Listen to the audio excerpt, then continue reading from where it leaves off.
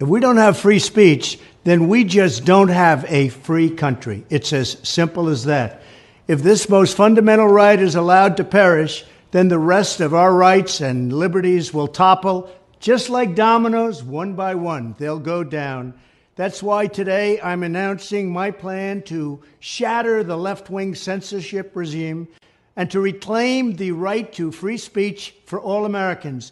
And reclaim is a very important word in this case because they've taken it away. In recent weeks, bombshell reports have confirmed that a sinister group of deep state bureaucrats, Silicon Valley tyrants, left-wing activists, and depraved corporate news media have been conspiring to manipulate and silence the American people.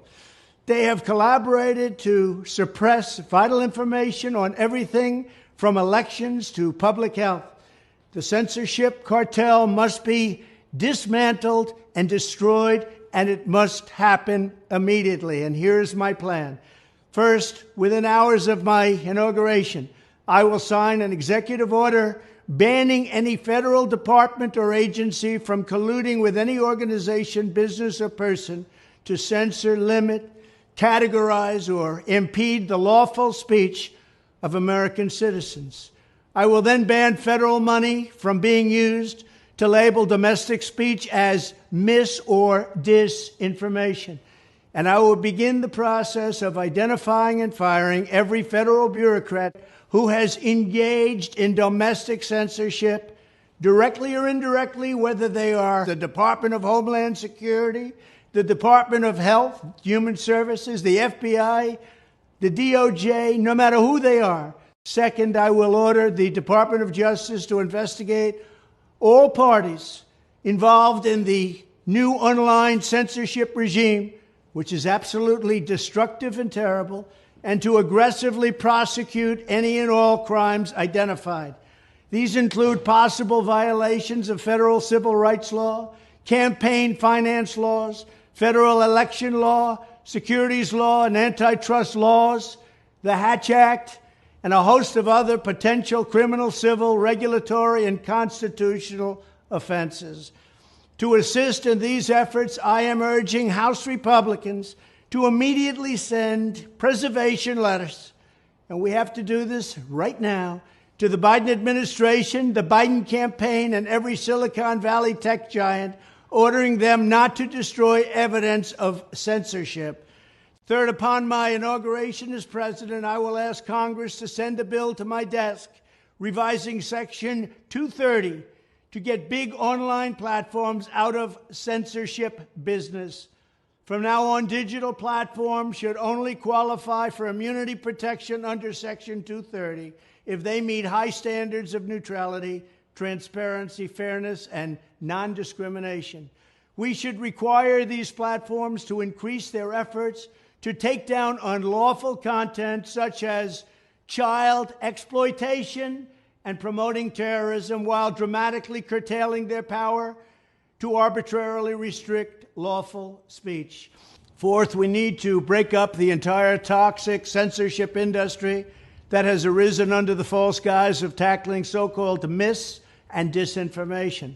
The federal government should immediately stop funding all nonprofits and academic programs that support this authoritarian project.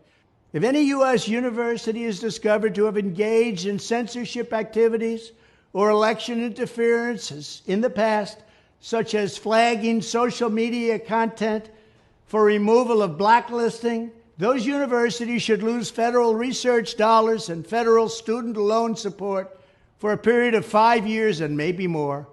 We should also enact new laws laying out clear criminal penalties for federal bureaucrats who partner with private entities to do an end run around the Constitution and deprive Americans of their First, Fourth, and Fifth Amendment rights. In other words, deprive them of their vote. And once you lose those elections, and once you lose your borders like we have, you no longer have a country. Furthermore, to confront the problems of major platforms being infiltrated by legions of former deep staters and intelligence officials, there should be a 7-year cooling-off period before any employee of the FBI, CIA, NSA, DNI, DHS, or DOD is allowed to take a job at a company possessing vast quantities of U.S. user data. Fifth, the time has finally come for Congress to pass a digital Bill of Rights. This should include a right to digital due process. In other words, government officials should need a court order to take down online content, not send information requests such as the FBI was sending to Twitter.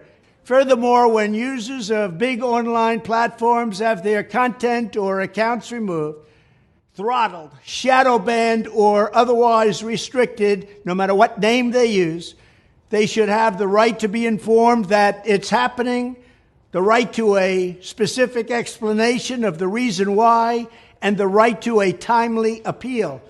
In addition, all users over the age of 18 should have the right to opt out of content moderation and curation entirely and receive an unmanipulated stream of information if they so choose. The fight for free speech is a matter of victory or death for America and for the survival of Western civilization itself. When I am president, this whole rotten system of censorship and information control will be ripped out of the system at large. There won't be anything left. By restoring free speech, we'll begin to reclaim our democracy and save our nation. Thank you, and God bless America.